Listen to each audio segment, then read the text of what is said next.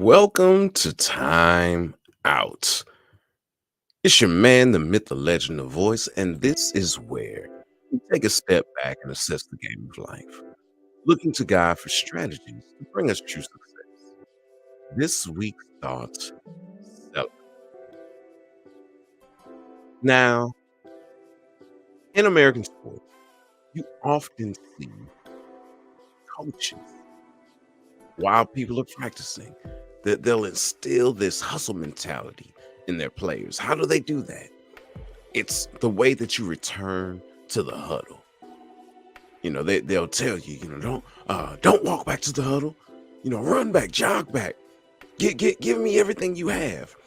So it's not expected, it's demanded that you give it all that you have, getting back to the huddle. Now, even if your energy is low and it's visible, it's like, okay, they are tired, they're dead tired. As long as you're giving all that you have, that's applauded. As a matter of fact, I can remember times when I was playing football. Certain people, they'd be running back, we'd be clapping for them. Come on, you can make it, you can make it. But that, again, it instills that hustle mentality, that drive to give everything that you have. Coaches do this because the mentality carries over into the game.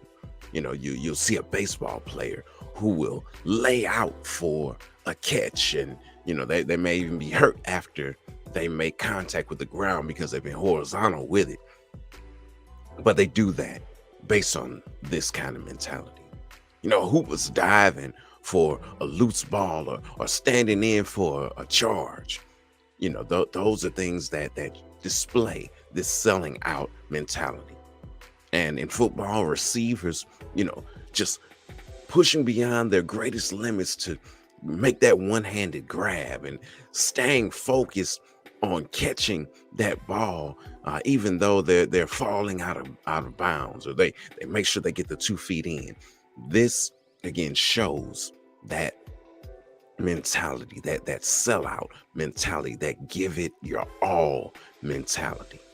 Likewise, in a relationship, you're expected to give it everything that you have. Otherwise, why be in a relationship?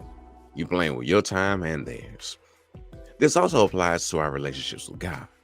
He's calling for us to love him with everything that we have, all of our hearts, so all of our emotion, all of our souls, all of our minds, all of our strengths. So with all of our passion, our energy, our focus, where the issues of life come from, with all of that, with all of our intellect, with all of our strength, we are to serve and love him.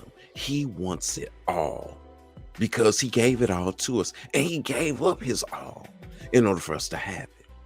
When we combine this with loving our neighbor as ourselves, we have the greatest commandment.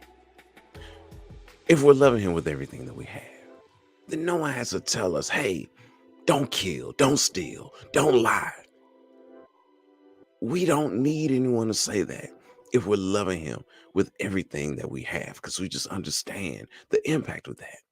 Also, if we're loving our neighbor as ourselves, combined with that, we'll definitely refrain from it because we don't want anyone to do that to us. So we definitely wouldn't do that to someone else. So here's the play. If we say that we love God, we must show it through our actions. We do that by giving him every single thing that we have. We give our all, and loving those that we see like we love the person that we see in the mirror. Combining that, and we have the greatest love that there can be.